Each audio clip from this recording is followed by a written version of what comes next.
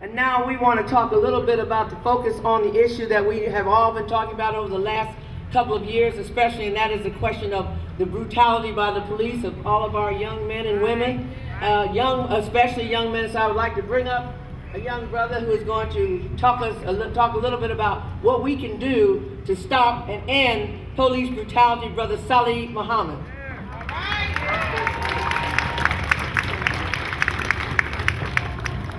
Good afternoon.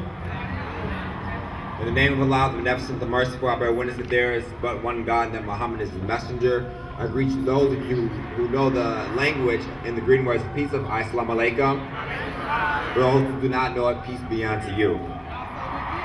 Thank you very much. We wanted to talk just for a few moments about the problem of police brutality that is plaguing the black community in America.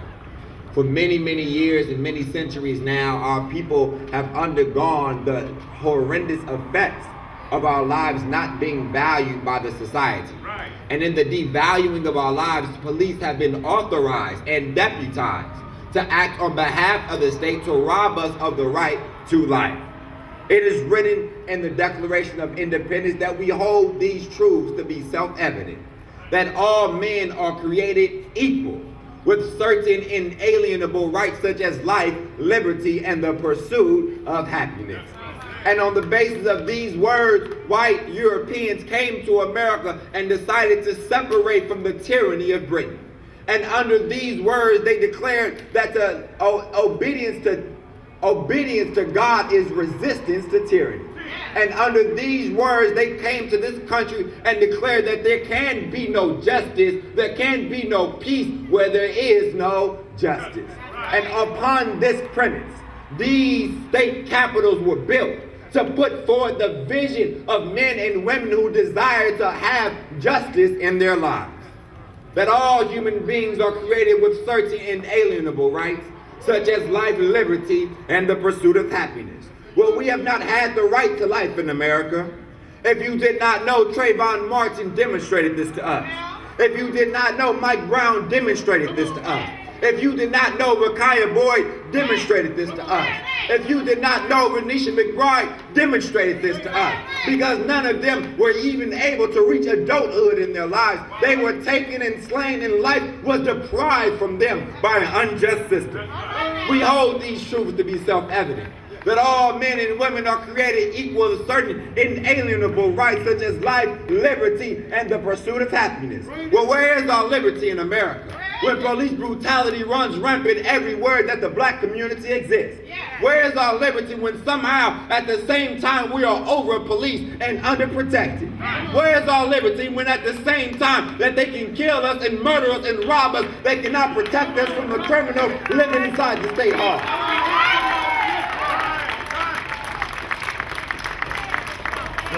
Where is our liberty when black people have above 70% recidivism rates?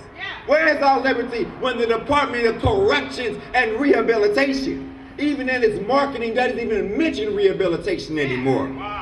We hold these truths to be self-evident, that all human beings are created with certain inalienable rights, such as life, liberty, and the pursuit of happiness. How can we be happy in a world like this? How can we be happy when our children cannot walk down the street in peace? How can we be happy when our mothers and our fathers and our senior citizens don't even have the right to live without their life being challenged? How can we have happiness in a society that has constantly reminded us that our lives have no value? So a year ago, we began to declare prominently and boldly that Black lives matter. And a year later, we have discovered that in America, Black lives still do not matter. And so we ask the question today, how do we make Black lives matter? How do we make them to know that when they kill us, there is a consequence?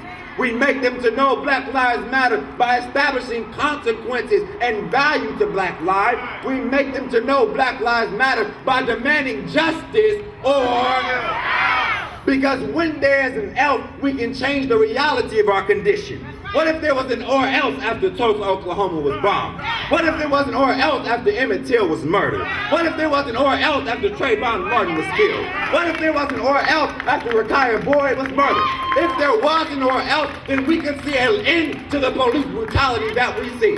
So the Honorable Elijah Muhammad said, we demand an immediate end to police brutality and mob attacks.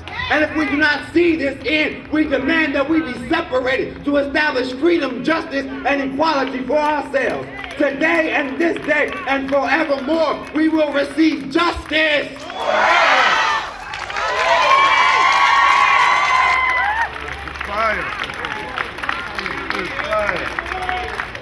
That's the voice of the future. That's the voice of the future.